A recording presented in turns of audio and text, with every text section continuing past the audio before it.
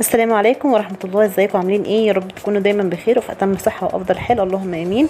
النهاردة فيديو رسوق، هنزل لكم الحاجات اللي انا اشتريتها باذن الله كل السعر، ونشوف بقى ايه يعني الناس اللي عندها زيادة تنزل، الناس اللي عندها اقل تنزل، برضو كل واحد ينزل كده سعر الحاجة اللي هو اشتراها او سعر الحاجة عنده ايه، علشان خاطر كل واحد يعرف التمن المعقول في بلده ايه. يعني تشوف الدنيا مغلية عنده قوي ولا زينا كده بالظبط. فانا اشتريت النهارده كيلو الجوافه دون، كان عامل 20 جنيه. اشتريت كيلو، كنت اول مره اشتريها بصراحه، وكنت خايفه انها تطلع مش حلوه، بس طلعت يعني وسط، يعني مش مسكره قوي ولا دلع قوي. واشتريت كيلو الخيار. الخيار المره دي نزل شويه، كنت شاريه المره اللي فاتت ب15، اشتريته المره دي ب12 ونص.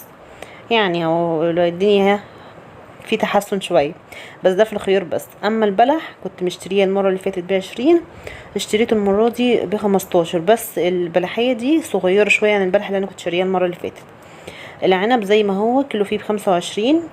بس حاسه ان هو بدا يشطب خلاص، يعني مش عارفه، عندنا احنا بدا ان هو بقيت اشوفه قليل خالص في السوق، ولسه ب25. اما الطماطم، انا اشتريت طماطم طريه عشان انا ما كانش عندي صلصه خالص، فكنت عايز طماطم طريه كده. وعامه الطري زي الناشف بالظبط، الاتنين واحد. اشتريت ال4 كيلو دول ب50 جنيه، واشتريت 3 ربط خضره ب9 جنيه. تمام. انا ما كنتش عايزه اشتري حاجات كتير، يعني كان عندي معظم الحاجه وكده. البصل بقى البصل ده اللي انا اتصدمت من سعره بصراحه. انا بقالي فتره كبيره ما كنتش بشتري بصل يعني، وما كنتش عارفه السعر بتاعه ايه. فلما نزلت اسال قالوا لي كيلو البصل ب30 جنيه. 30 جنيه كيلو البصل، 4 5 بصلات ب30 جنيه. وبصراحه انا يعني لولا ان انا كنت محتاجاهم فعلا ما كنتش هشتري والله. ففي عربيه بتلف النهارده كانت بتبيع الكيلو ب20، فربنا يسهل، يمكن ربنا يسهل كده ويطلعوه ولا حاجه. يطلع يعني ويقلل في سعره شويه، عشان بصراحة البصل والحاجات دي من الحاجات اللي احنا ما نقدرش نستغنى عنها في البيت خالص يعني. اشتريت كمان بطاطا. البطاطا كانت بكام تقريبا كده ب5 جنيه. واشتريت كرومباية الحلوة الصغنططة الحلوة دي، كانت ب10 جنيه.